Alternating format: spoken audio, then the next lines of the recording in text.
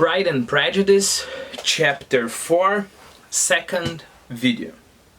Well, let's start with some questions. First of all, what is another way of saying permission?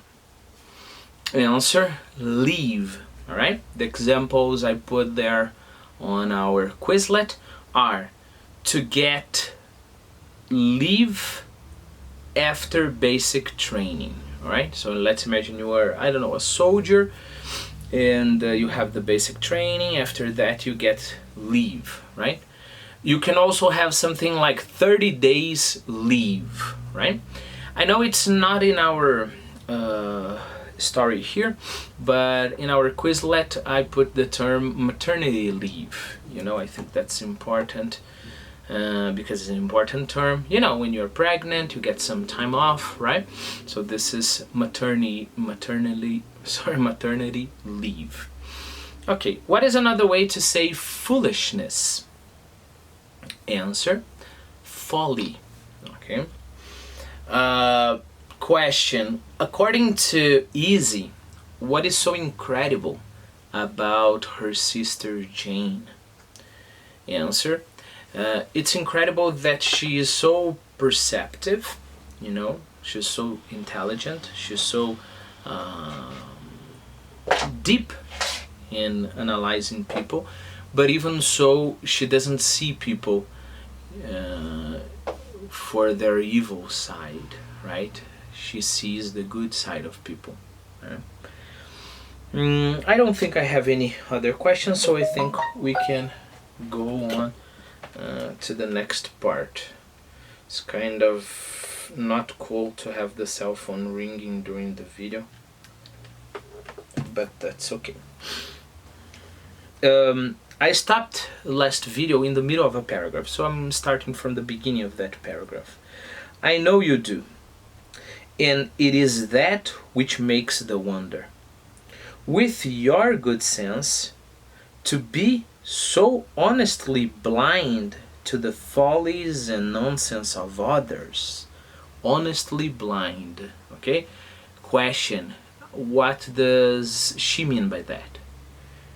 Answer, it means that she's not pretending. Jane is not pretending that she's blind to the follies of others, right? It's not a matter of politeness, or a matter of sounding nice, or a matter of being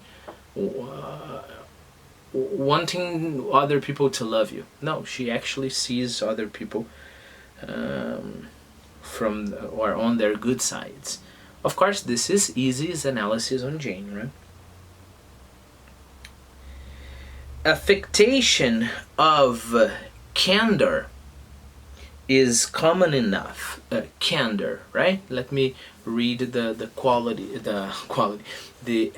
definition I put there. So, candour is the quality of being honest and straightforward in attitude and speech. So, affectation of candour is you pretend you are honest and you are straightforward, but actually you are keeping things to yourself. Let me just fix this camera, I'm sorry. Okay, maybe this is better. Okay. Affectation of candour is common enough. One meets it everywhere. But to be candid without ostentation or design here is planning, right? But to be candid, meaning to be honest, to be open, in that context, right? Without ostentation or design, to take the good of everybody's character and make it still better, and say nothing of the bad, belongs to you alone. And so, you like this man's sisters too, do you? Their manners are not equal to his. Certainly not, at first. But they are very pleasing women when you converse with them. Of course, converse is an older way of saying talk to them. Miss Bingley is to live with her brother and keep his house. And I am much mistaken if we shall not find a very charming neighbour in her. Elizabeth listened in silence, but was not convinced. Their behaviour at the assembly had not been calculated to please in general, and with more quickness of observation and less pliancy of temper than her sister, and with a judgement too unassailed by any attention to herself, she was very little disposed to approve them. This thing is complex, in my opinion. So I'll give you first one word, and then I'll ask you to interpret the thing. Well, I told you about converse, right? To interact socially, like talk. And then we have pliancy. I put a picture there of a very flexible woman. She's doing yoga, probably. So, easily bent or flexible, right? So this is the first meaning for pliancy. The second, easily altered or modified to fit conditions. Adaptable. For example, keep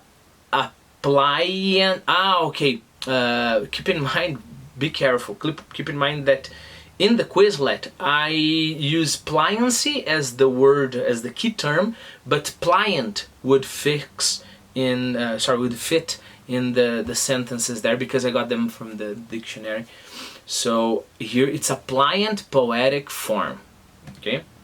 Or for example, a pliant colonial regime, meaning that it's, you colonize a place, but you are influenced by the place you are colonized. So you are, again, all the idea of flexible, right, and flexibility.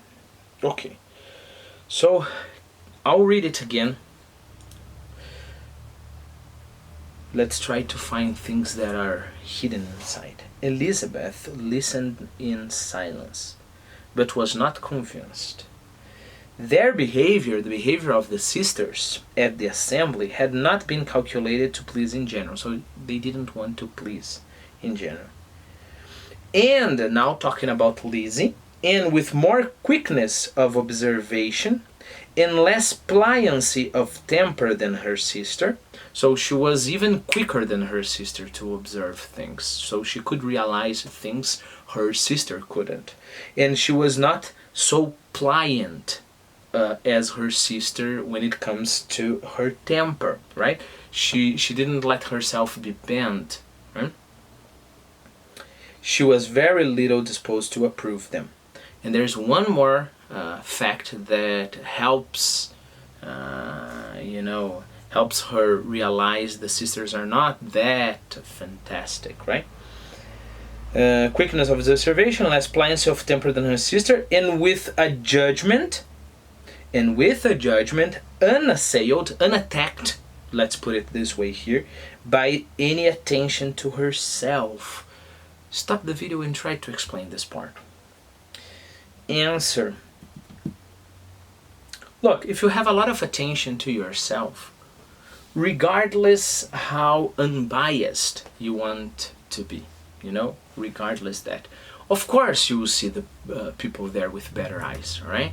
If I enter a room and all of my students say, wow, you're the best teacher I've ever had, you're so smart and funny, and we love having classes with you, and I feel at least some honesty, of course the tendency, unconscious tendency, will be doing the same, trying to see the good qualities in them and kind of turn a blind eye to the bad characteristics, right? Look, Izzy was not as pampered at the party as her sister, so her judgment was unassailed by any attention to herself, all right? And then was very little disposed to approve them. They were in fact very fine ladies, not deficient in good humour when they were pleased, nor in the power of being agreeable where they chose it, but proud and conceited. They were rather handsome, had been educated in one of the first private seminaries in town, had a fortune of £20,000, were in the habit of spending more than they ought, and of associating with people of rank, and were therefore in every respect entitled to think well of themselves, and meanly of others. Again, this part is interesting. They were therefore in every respect entitled, so they had the right to think well of themselves and meanly, poorly of the others. Why? Because they lived in a high society, they associated with people of rank, etc., etc. My question for you is the narrator being ironic here?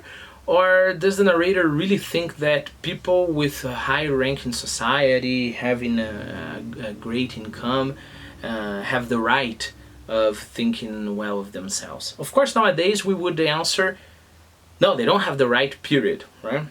But remember, we're talking about different values back then.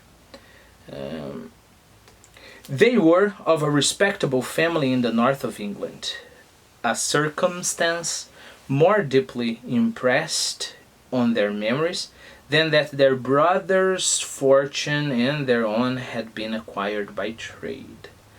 So my question, why would they focus, more on the fact that they come from a respectable family than on the origin of their fortune?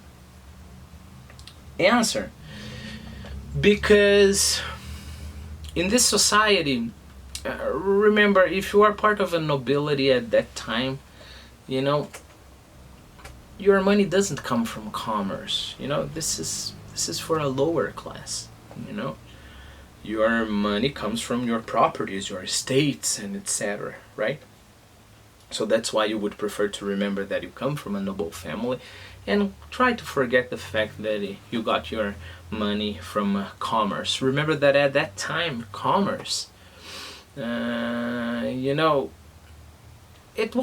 not that it was frowned upon, right? But it's not a noble activity. That's the point. Commerce is not a noble activity, right?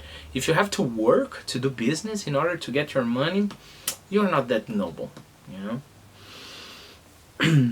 Mr. Bingley inherited property to the amount of nearly another way to say, right, 100,000 instead of 100,000, right? 100,000 pounds from his father, who had intended to purchase an estate but did not live to do it. Remember that estate here, we're talking about property, right? I don't know if you remember, but we have real estate agency.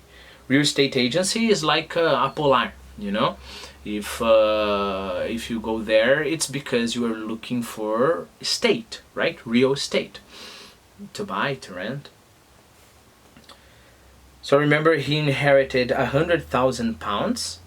I don't know if you remember, but his income, I don't know if I remember, but I think it's something like 4,000 pounds a year, right? So I just want you to have some kind of notion there. And Mr. Darcy, if I'm not wrong, 10,000 pounds a year, right? So let's keep those numbers.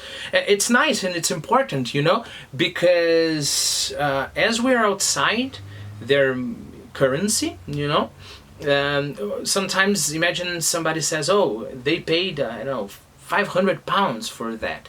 We don't have that sense of proportion, If somebody in English writes, I don't know, and then he bought a computer of $20,000, we have a sense of proportion right away, and we know, wow, that's expensive. Why did he spend so much money on a computer, right? So we have to develop that thing because we don't have the contact, the natural knowledge from that time, right? So every time we hear about money, my advice is make a mental note there to help you in the comparison. Who had inherited to purchase an estate but did not live to do it.